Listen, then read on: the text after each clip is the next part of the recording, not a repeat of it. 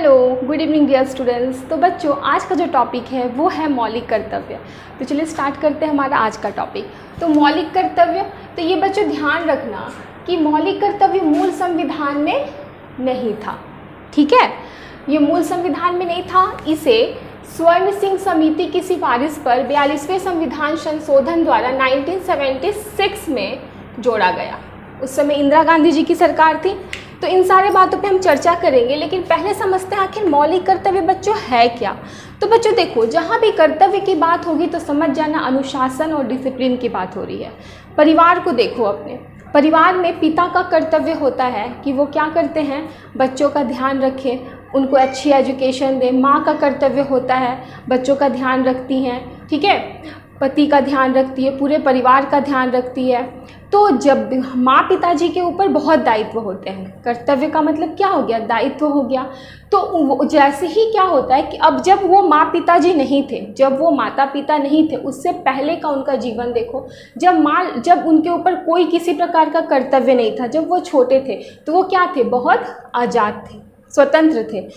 अब जैसे जैसे उनके ऊपर कर्तव्य का बोझ बढ़ा, उनकी आज़ादी क्या होने लगी, कम होने लगी। ठीक उसी प्रकार जो कर्तव्य है, अनुशासन और डिसिप्लिन क्या करता है, आज़ादी को कम करता है। तो जैसे जैसे कर्तव्य का बोझ बढ़ेगा, व्यक्ति की आज़ादी क्या होगी, कम होते जाएगी। तो कर्तव्य का मतलब क्या हो गया कि व्यक्ति का राज्य के प्रति कर्तव्य, देश के प्रति, समाज के प्रति, महिलाओं के प्रति। तो यहाँ पर क्या है, कर्तव्य में क्या हो रहा है, राज्य की शक्ति बढ़ेगी और व्यक्ति की आज़ादी कम होगी। अब देखो, मौलिक ये फंडामेंटल राइट्स में मैंने आपको बताया था, मौलिक अधिकार में, कि हमारा देश कैसा देश है, तो लोकतांत्रिक देश है। और हमारा देश का संविधान किससे प्रभावित है, तो अमेरिका और ब्रिटेन से। अमेरिका और ब्रिटेन जो है बच्चों, वो उदारवादी लोकतांत्रिक देश है। और मैंने उदारवादी का मतलब बताया था। उदारवादी का मतलब क्या हुआ, व्यक्ति की आज़ादी, व्यक्ति की गरिमा, व्यक्ति के अधिकार और स्वतंत्रता की बात करता है। जहाँ पर व्यक्ति को इम्पोर्टेंस है, व्यक्ति की आज़ादी को इम्पोर्टेंस दिया गया है, ठीक है। जहाँ पर सरकार सीमित होगी, ताकि सरकार की शक्तियों को सीमित किया जाएगा, ताकि वो क्या करे, तानाशाना बन जाए, ठीक है। स्वतंत्रता व्यक्ति को मिले, आज़ादी मिले। तो यहाँ व्यक्ति की स्वतंत्रता और आज़ादी की बात होती है। तो हमारा संविधान जब अमेरिका और ब्रिटेन से प्रभावित है, तो हमारे संविधान में भी क्या है, उदारवादी विचारधारा का प्रभाव देखने मिलता है। व्यक्ति के अभिव्यक्ति की आज़ादी है, हमें स्वतंत्रता मिली है, फंडामेंटल राइट्स मिला है, हमें अधिकार मिले हैं। राज्य का कर्तव्य है कि वो हमारा ख्याल रखे, ठीक है। इसीलिए मूल संविधान में मौलिक कर्तव्य को नहीं लाया गया था। क्यों? क्योंकि हमने किसको इम्पोर्टेंस दिया, हमने इम्पोर्टेंस दिया व्यक्ति को, इम्पोर्टेंस दिया, हमने इम्पोर्टेंस दिया व्यक्ति की आज़ादी को। और एक और बात है कि संविधान निर्माता ये सोचते भी थे कि देखो, जब हम अधिकार दे रहे हैं किसी व्यक्ति को, तो अधिकार में तो कर्तव्य भी अंतर्निहित है। अधिकार हमारे यहाँ क्या है, हमारे यहाँ अधिकार निरपेक्ष नहीं ना है, सापेक्ष है। मैंने पढ़ाया है मौलिक अधिकार में कि हमारे यहाँ अधिकार जो मिले हुए हैं वो प्रतिबंधित है। कहीं ना कहीं वो क्या किए जा रहे हैं, राष्ट्र के एकता, अखंडता, सुरक्षा, महिलाओं की सुरक्षा और सामाजिक न्याय के लिए क्या किया गया है, उसे प्रतिबंधित भी किया गया है, निरपेक्ष नहीं है वो। अगर बोलने की आज़ादी आपको मिलती है तो उसको तो प्रतिबंधित भी किया गया है ना, कि आप ऐसा ना बोले किसी को कि किसी के हृदय को आप आहत पहुंचाए, किसी को अपशब्द बोल के उसकी गरिमा में जीवन का आप उल्लंघन करें। तो ये सब इसके द्वारा आपको क्या किया गया, प्रतिबंधित किया गया है। तो कहने का मतलब ये है कि अधिकार तो मिले ही हैं, और अधिकार कैसे मिले, निरपेक्ष नहीं, प्रतिबंधित किया गया है, तो सापेक्ष मिले हैं। तो जब सापेक्ष अधिकार दिया गया है, निरपेक्ष अधिकार नहीं दिया गया है, तो अलग से कर्तव्य डालने की क्या जरूरत है, जहां पर क्या हो रहा है, राज्य शक्तिशाली होगा। क्योंकि जहां कर्तव्य आएगा वहां पर क्या होगा, जहां कर्तव्य की बात होगी वहां राष्ट्र ऊपर आएगा, समाज ऊपर आएगा। और जब राष्ट्र और समाज ऊपर आएगा तो व्यक्ति के अधिकार, आज़ादी नीचे आ जाएगी।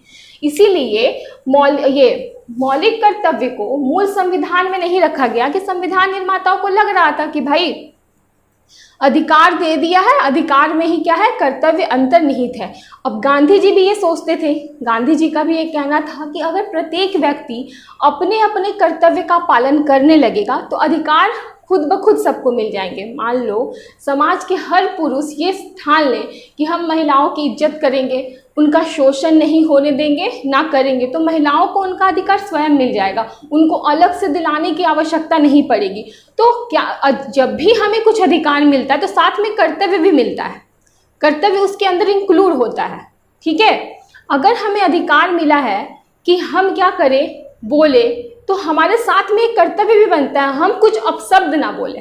ठीक है, तो इसलिए मौलिक कर्तव्य को संविधान निर्माताओं ने डाला नहीं। ठीक है, ये एक मुख्य कारण था। और दूसरा मुख्य कारण क्या था कि हमारा देश कैसा था, लोकतांत्रिक देश है।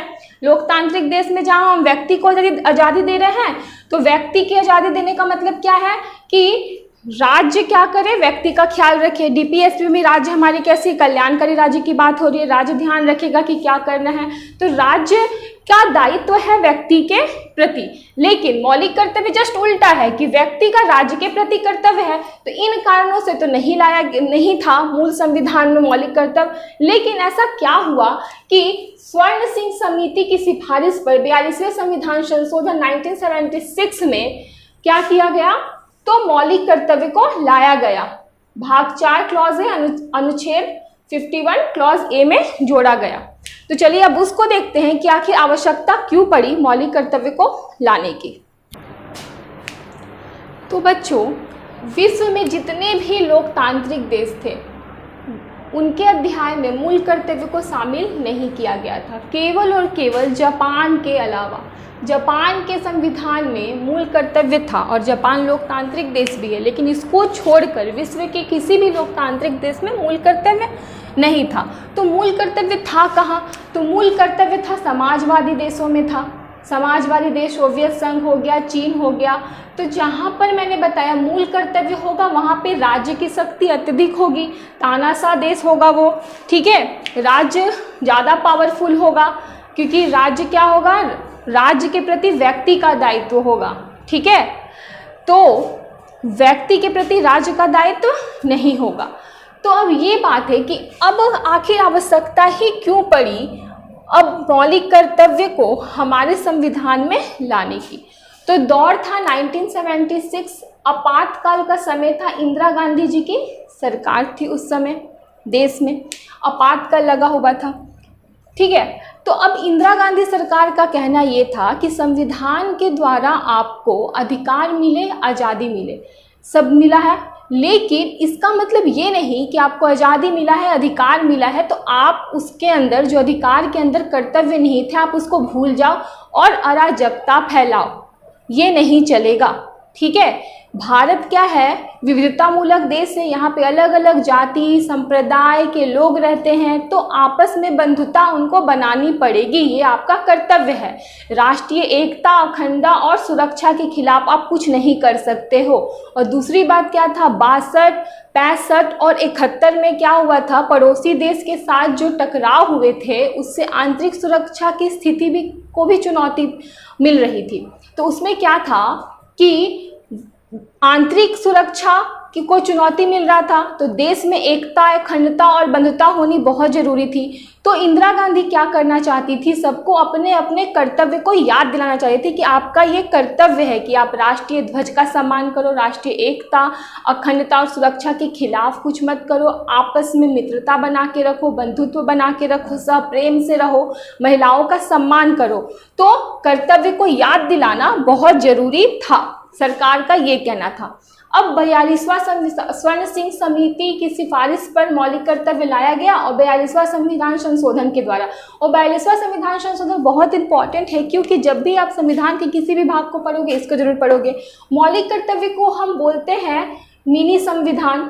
ठीक है, मिनी संविधान या मिनी संविधान संशोधन, क्योंकि इसके अंतर्गत बहुत बड़ा चेंज आया।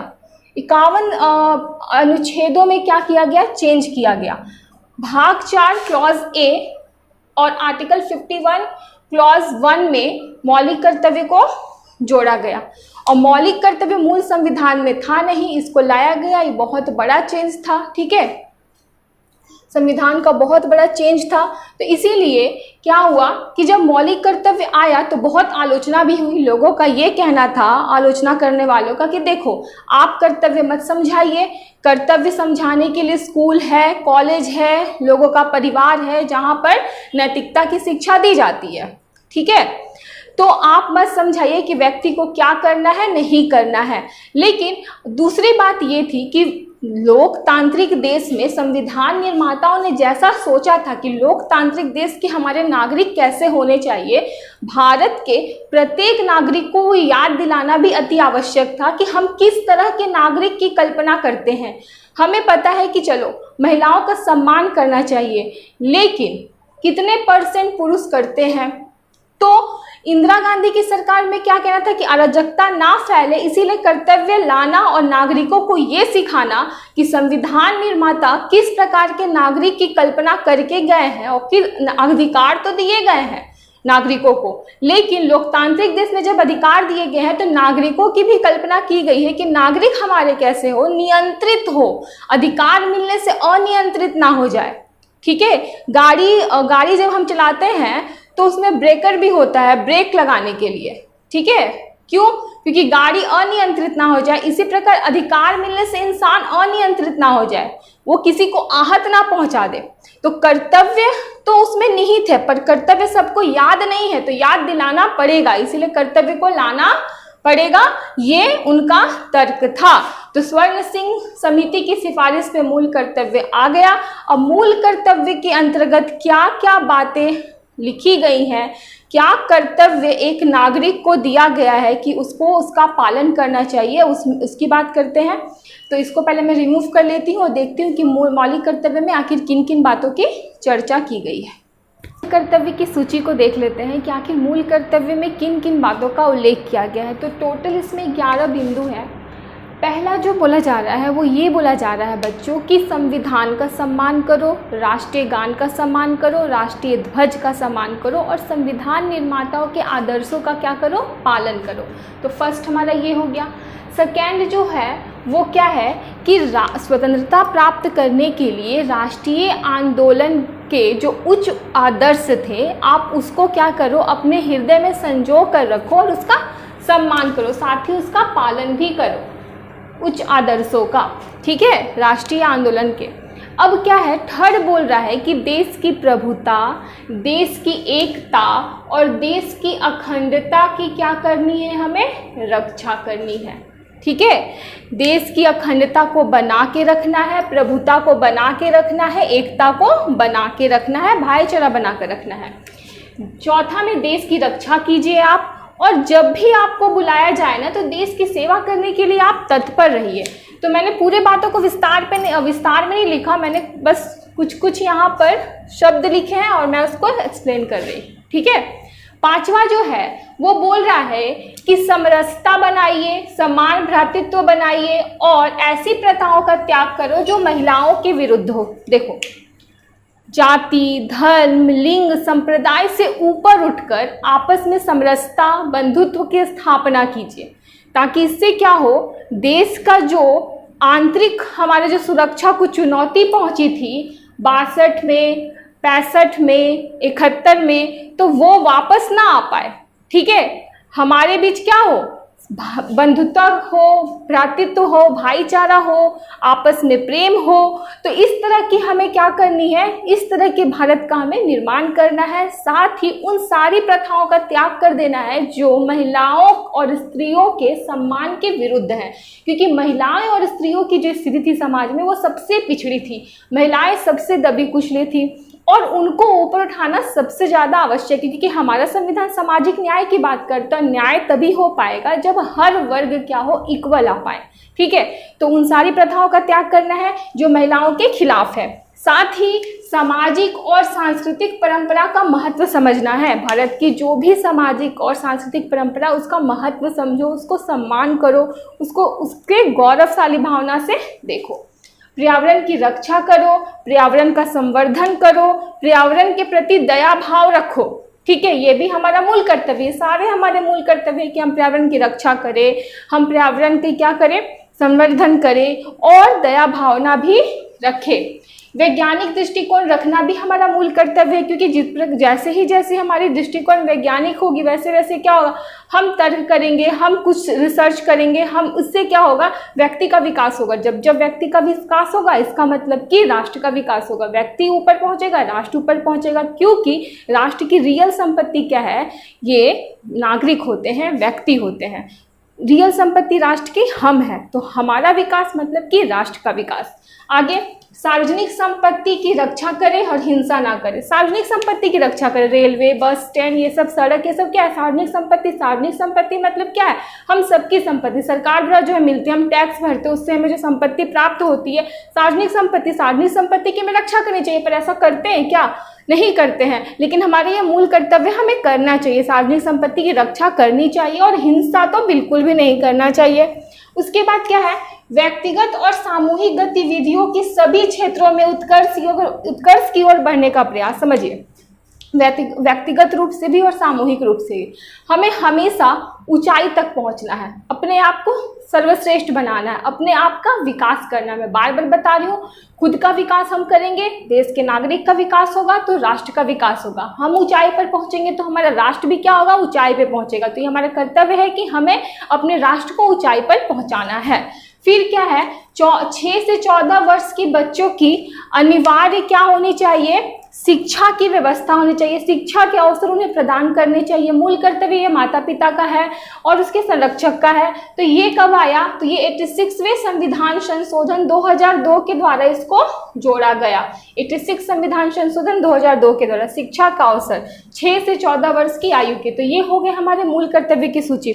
बच्चों, कल जब मैं पढ़ाऊंगी तो पढ़ाऊंगी मौलिक कर्तव्य की प्रकृति क्या है, ये इसकी प्रकृति आखिर कैसी है, साथ ही फंडामेंटल राइट के साथ इसका संबंध क्या है, फिर इसके विस्तार क्या हुआ और उस पर क्या विवाद है, तो सारा कुछ हम देखेंगे। तो आज के लिए बस इतना ही, मिलते हैं कल के क्लास में। मैं उम्मीद करती हूँ कि आपको ये क्लास पसंद आया होगा। तब तक के लिए bye bye, take care and जय हिंद।